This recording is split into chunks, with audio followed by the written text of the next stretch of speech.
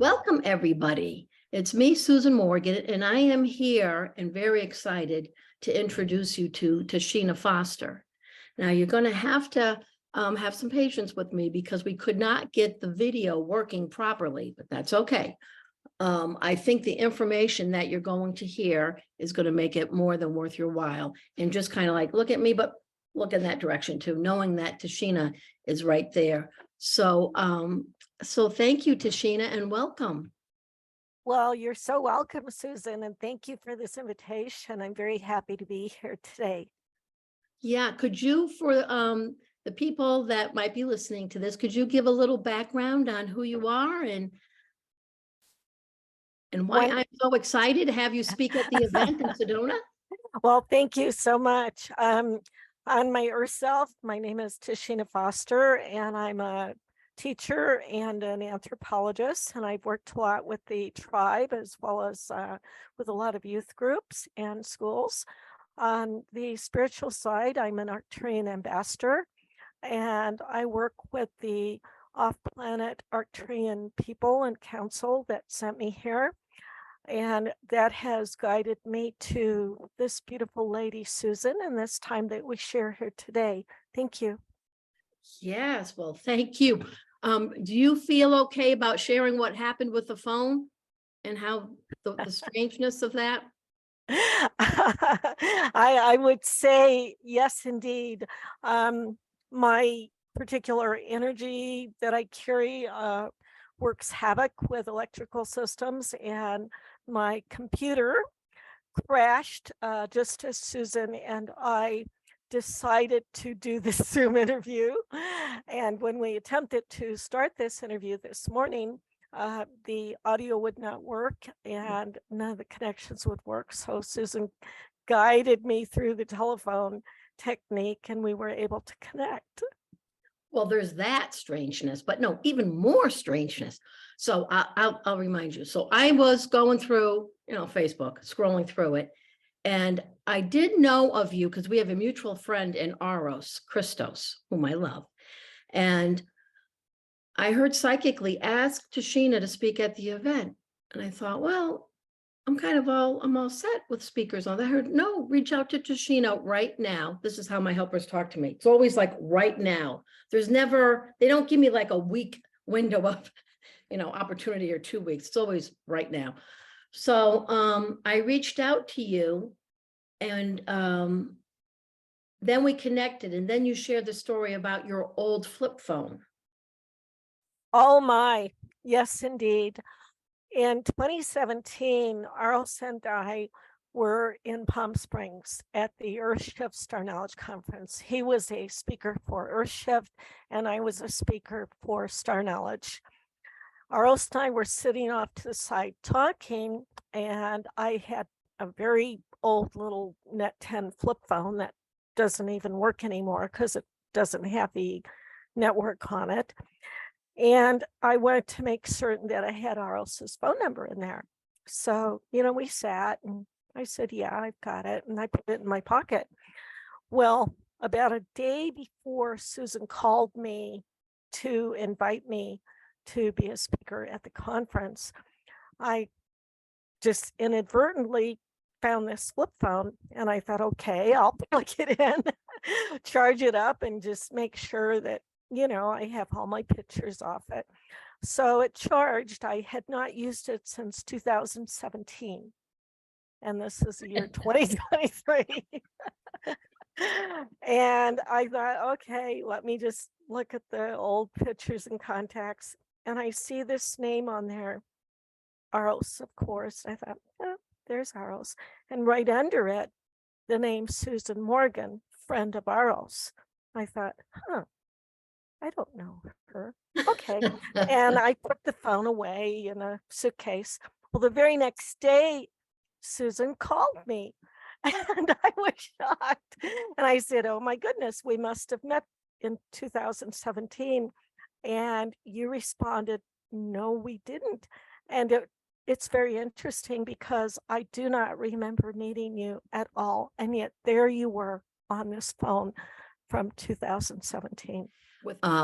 but I was in New Hampshire, as I had told you at that point. I had not met AROS or, any of, obviously you, or didn't even know what was happening in Palm Springs. So it's just, validation that magic is afoot, and I'm seeing it accelerate in the last week or so, at least in my life right now. There's another, a couple of other events before mine in Sedona, and one of them I'm going to go and just speak just for a few minutes. That's next weekend. And actually, I'm meeting with some Indigenous people the day before, but I will talk to you about that maybe when we're not on Zoom. There's a gathering of people. Well, anyways, to speak at the Cosmic Awakening, it's only for a few minutes. So I said to myself, I am not driving all the way there, 4.5 hours one way, to just speak for a few minutes. It's just not worth it to me. But I was on the phone with another friend, and she's saying, come on, go ahead and do it. Just come on. Thinking, well, that's because she drives all over the place across country, and driving's not a big deal for her. So I said, you know what? All right, you're right. I will go and I'll speak. And not even 3 minutes went by. And then another friend in Florida randomly called me. This is a friend of Clifford Mahooty. And she said, Susan, you're going to be in Sedona April 16th. I'll be there then. And I said, Maria, how did you know I was going to be there? I just made up my mind. Bob doesn't even know that we're going. Like, I haven't told anybody yet. I'm still on the phone. And she goes, I have my ways. I heard that you're going to be there. And I was wanting to see you, and see that. Now you're going to come and you'll be able to see me. I mean, even now, I'm like, I don't really want to drive all the way there just for a few minutes. Although I do want to meet with those Indigenous people. But the fact that Maria did that, I'm like, something else is happening. There's a forward movement that I'm not sure exactly where it's going, but there's a lot of energy, at least I'm seeing right now in my life. I'm also speaking at an event after that too, the Earth Day event with, I can't think of the title of it right now. That's sold out. So yeah, there's a lot going on. And when I first met you via phone, we spoke for a couple of hours, and it had a profound impact on me. And I want to thank you for that. Well, it was mutual. Thank you. Yeah. And we talked about things, I just jumped right in. Maybe because I didn't know you prior, and because you had my name on your phone, I shared details of my childhood and things that I don't normally tell other people. And you seemed to understand and had an explanation for it that pretty much explained 90% of my life. By the time I got off the phone with you after 2 hours, my life made more sense to me than it has in my 64 years of living, Tashina. So that's a huge gift. That's powerful medicine. And so when it has to do with, where I'm from, I'll just leave it like that. I'm not ready to go full on about it.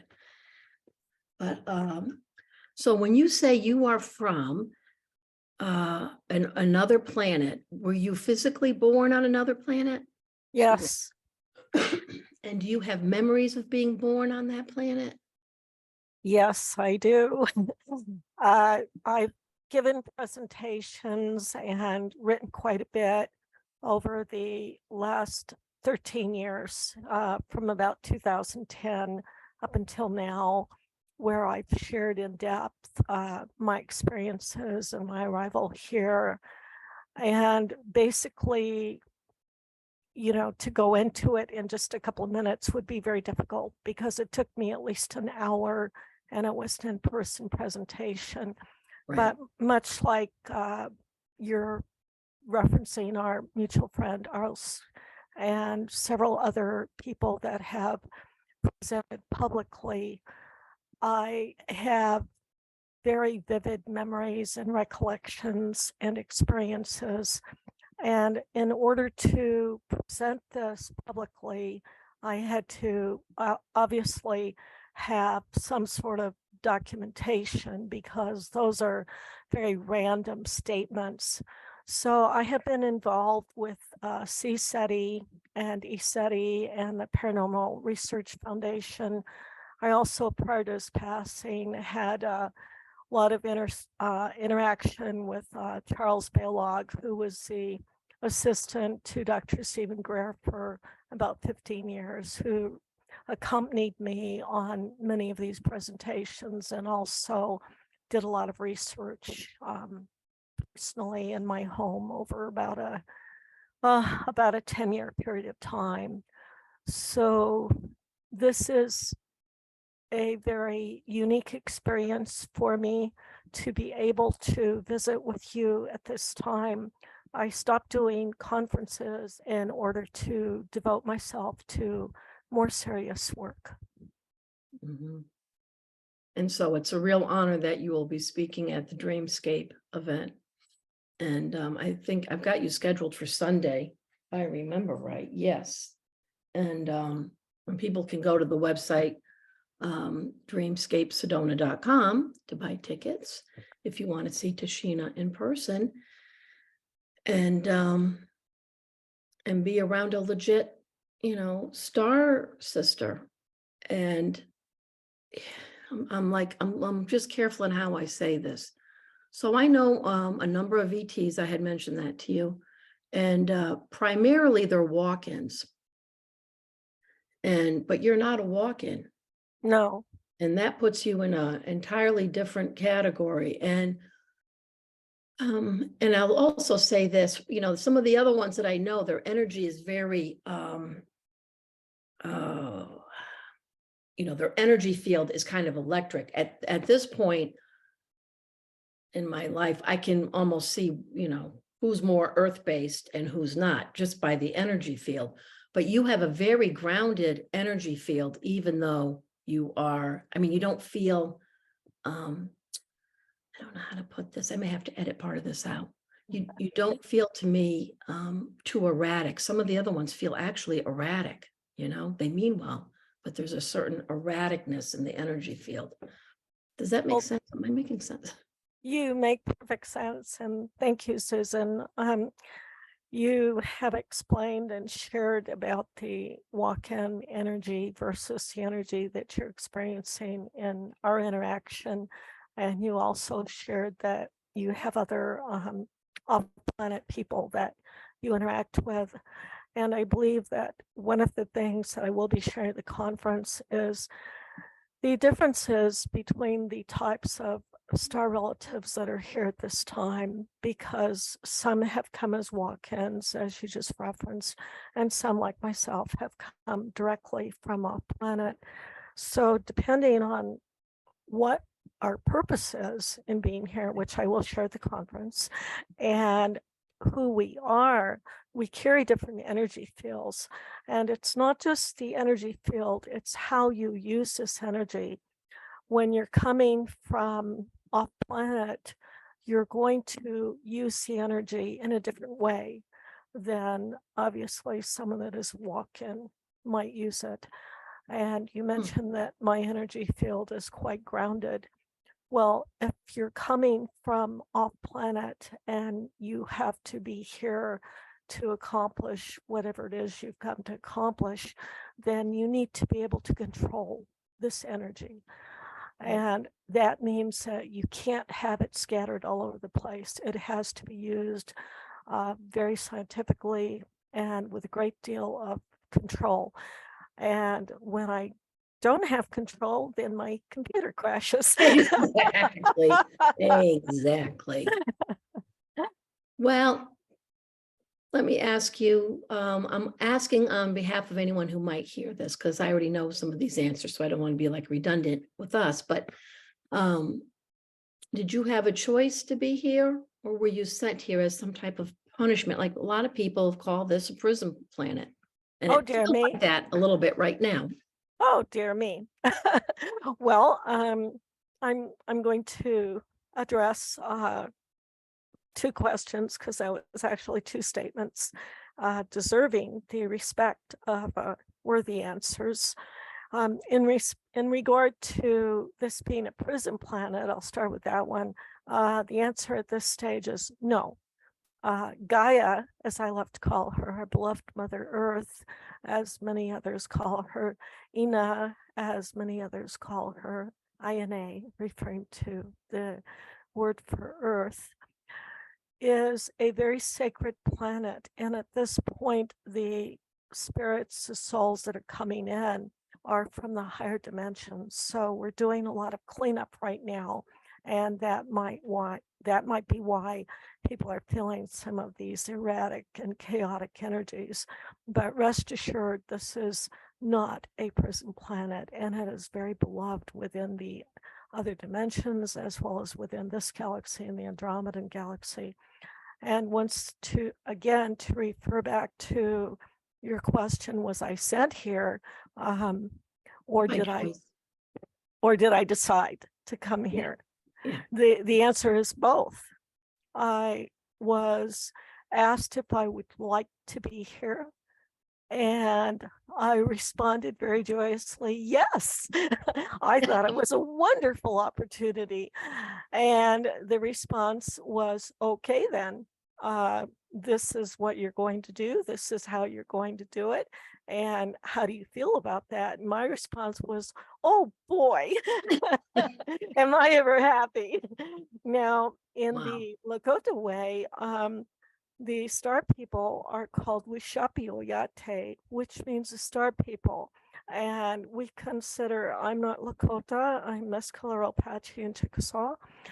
And we consider that the star people are our relatives, that we come from the stars and we return to the stars. And during our walk on this sacred earth, Mother Earth, Ina, Gaia, however you choose to call this beautiful planet, that we are constantly connected to our star relatives. So we call them our relatives. So the star people that are here in humanoid form and some in non-humanoid form, that's very important to differentiate, as well as interdimensional form, are here as relatives, as guides, and as helpers at this time.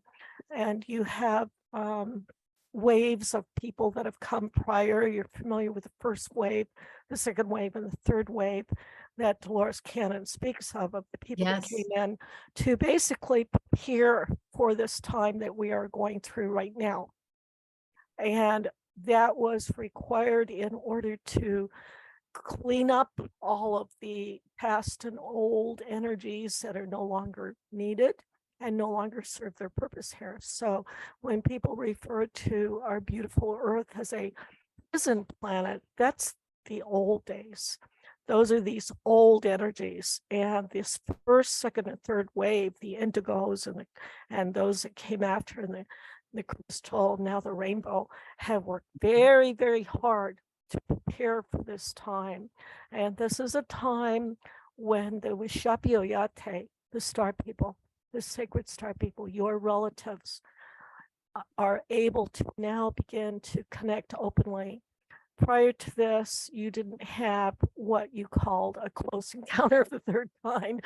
You had dreams, or you had channelings, or you had some people that were having first contact. But right now, so many people are having contact that these conferences are just sparking up the planet right now. People just all want to get together and go, oh yes, I have connected with our star relatives. And that's why I accepted your invitation for this conference. Because it's an important time. In the last 10,000 years, do you think there's more help on the planet now than we've had in the last 10,000 years? I'm not going back before that. Very wise. Definitely there is more help now. You have a time when you had the various groups. You had the old souls, and you had the wisdom keepers, you had the elders, and then you had a time that you have referred to, and quite accurately, I might add, as the watchers, where you had a lot of these star nations, not all with the same agenda, I might add, who were here observing you and watching you.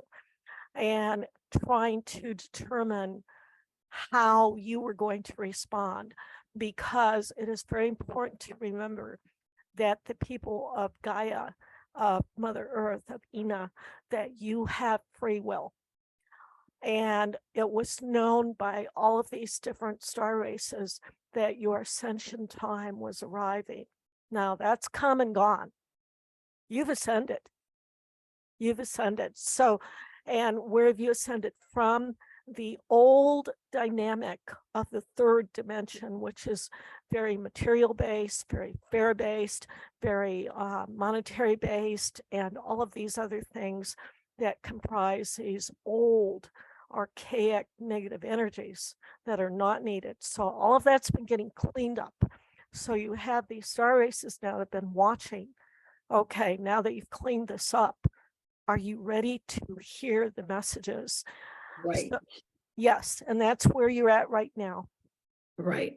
And even for, I would think for the star people to say, is it safe to speak? Like you're speaking now and, there's more people, but you were speaking, a few decades ago, I believe, and it wasn't so safe then.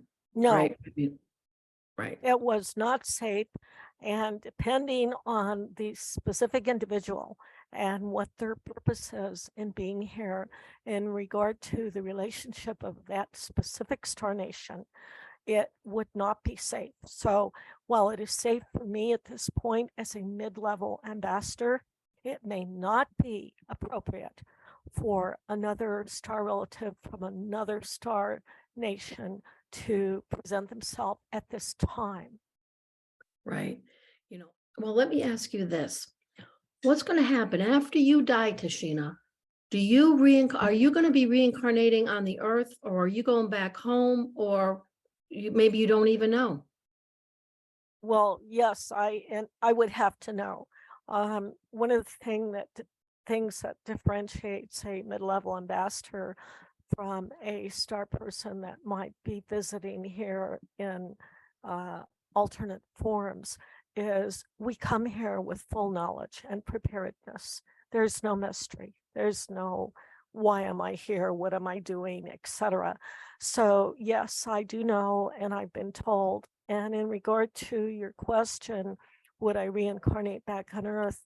Absolutely not, because this is not my home planet. Right.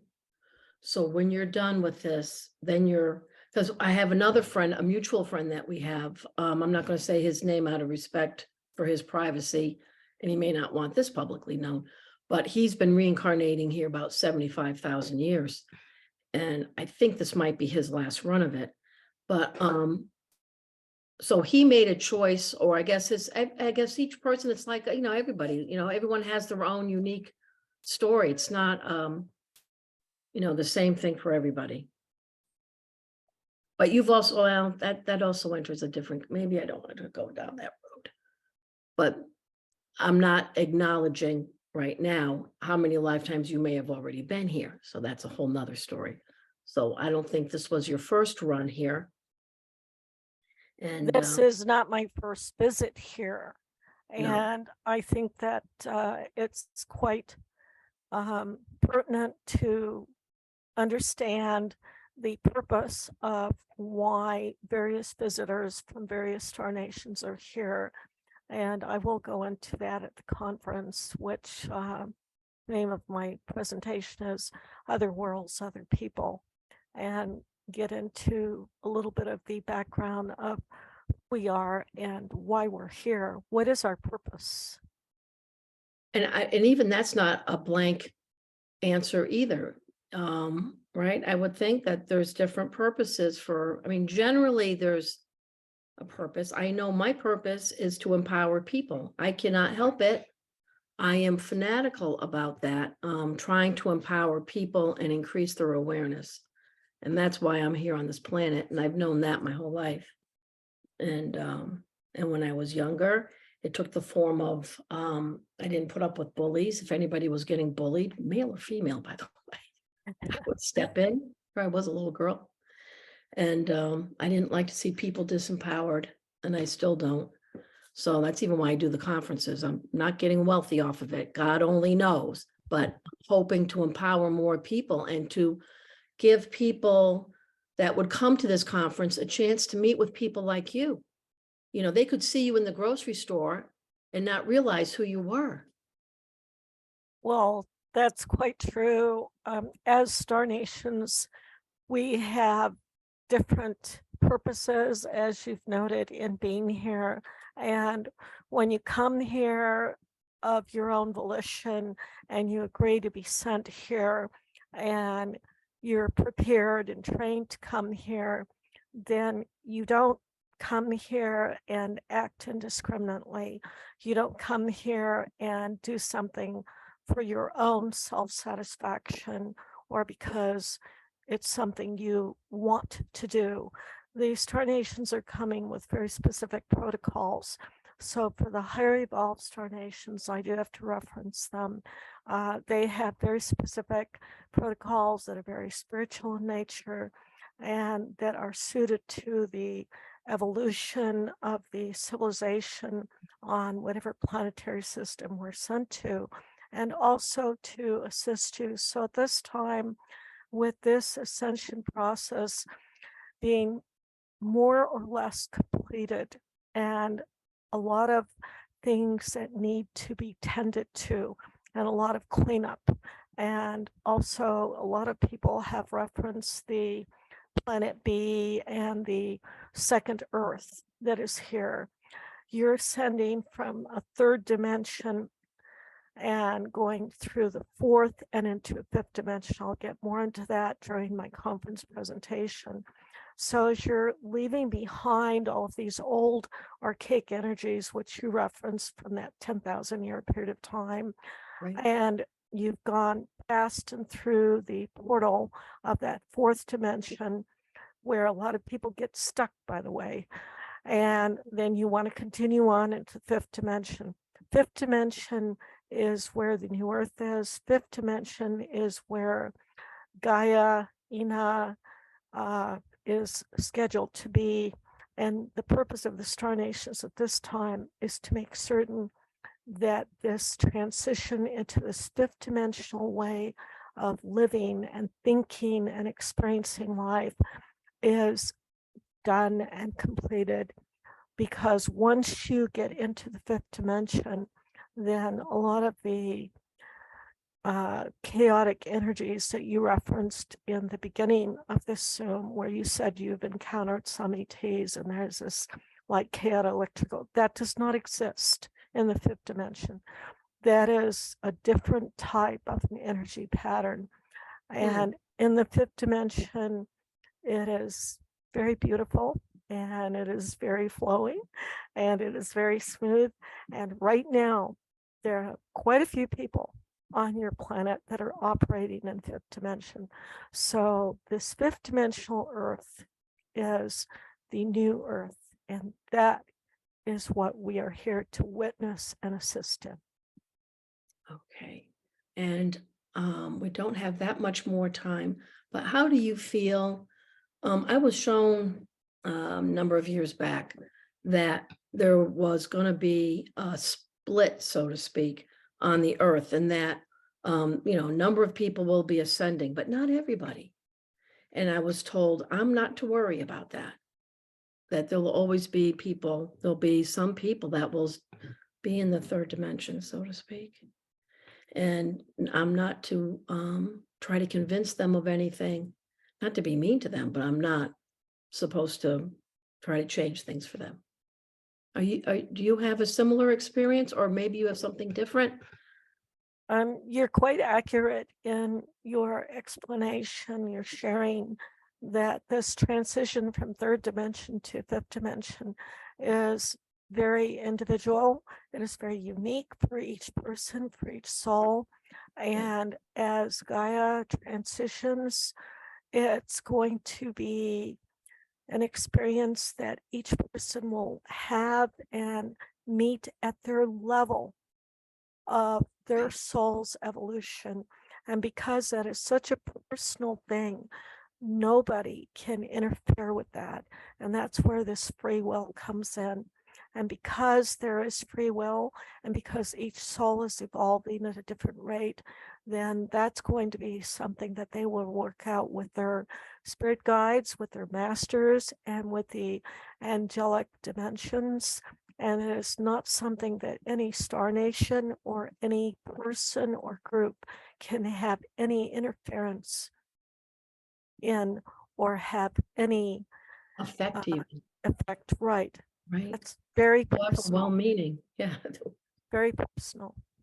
So, but you know, I think your message is of enormous hope, and that, and it's just, you know, when you had, during the phone conversation, when I first spoke with you, you had said something to the effect that, you know, that what you just said, that you love the earth and even the people, and it was just a complete balm to my heart, because I get so frustrated with humanity myself. Just, I'm like, you gotta be kidding me. Come on, people.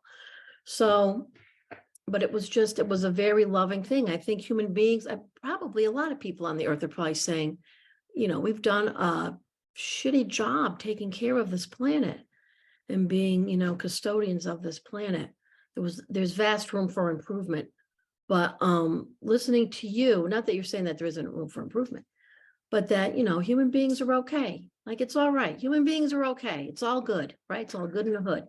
And so maybe I think you summed it up fairly well. And part of the fifth dimensional realm is that of unconditional love. So if we begin to look at this planet, and if we begin to look at all life on this planet from a viewpoint of unconditional love, realizing that each individual is going at their own rate, and that there is a divine plan and there is a divine purpose for each thing that happens, and we begin to look at the synchronicities. For example, I had left this morning, and when I returned and walked in the house with you in my mind, the very first thing I saw was the number 1111. And I thought, okay, Susan, thank you. and then my daughter informed me that you had called. So and did I call it like 1111? that's when it came up on my phone.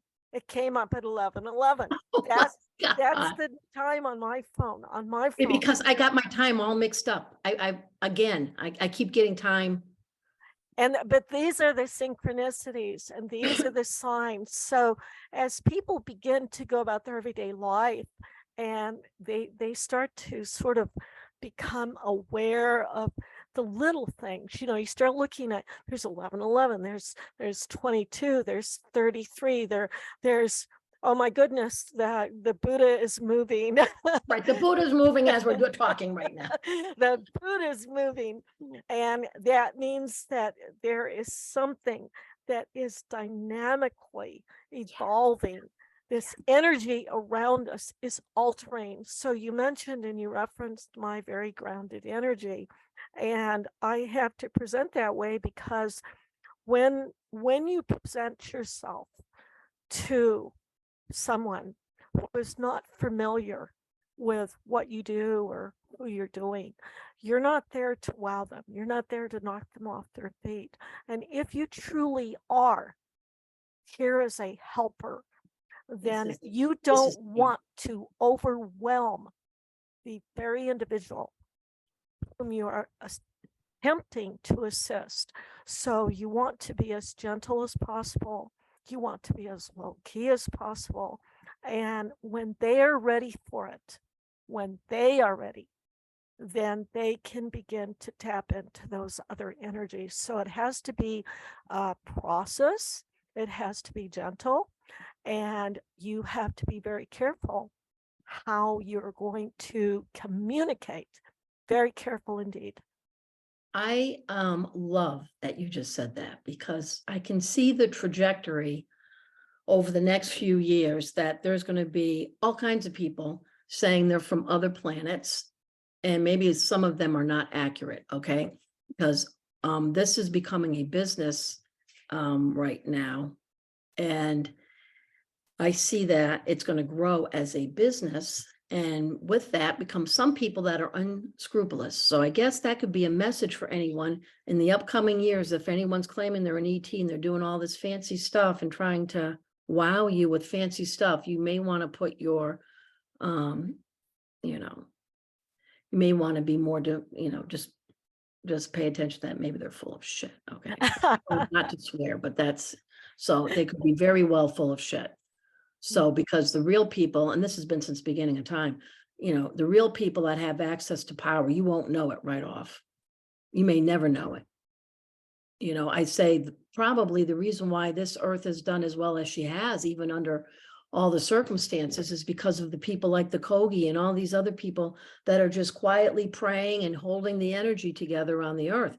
If you were to go to South America and talk to the Kogi, and I've reached them in dream states, they'll say, in a very humble way, by the way, they'll say, yeah, we're keeping the earth together as best we can. And we pray for Mother Earth and all the people on the earth. And little brother, that's us on this continent, North America, they keep messing things up because they don't know better. They're not saying it in a judgy way. But I've often said, from my perspective, we'll never know. It's probably them that's keeping things as good as they are. Like the real power players, we won't know. Not usually. I think that you have summed this up very beautifully. And somebody did bring up to me at one point why I was not speaking publicly and why I was not doing conferences, and does that mean that you're not doing anything? And my response to them was that if you are out there doing all of these very public things, then when are you actually doing your work?